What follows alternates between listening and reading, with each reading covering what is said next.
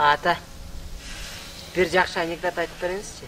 Кандайынан айтып берейин эми анекдоттун? Анекдот деп калып турсаң айтып берейин, эми элдин баары айтып атпайбы анекдотту? Эми анекдоттор турмуштан алынат го. Сөзтүн кыскасы бир эки коён.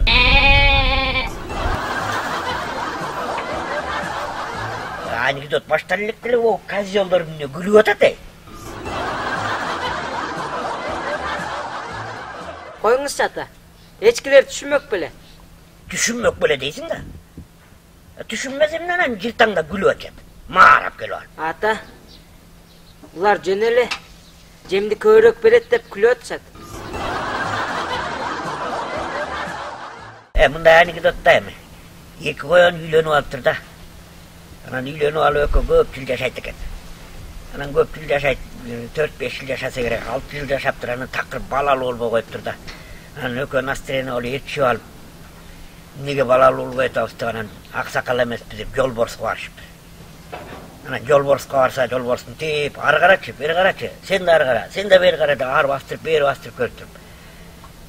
Эй, жиндилер, экөөңөр тең эркек турбайсыңарбы деп коет.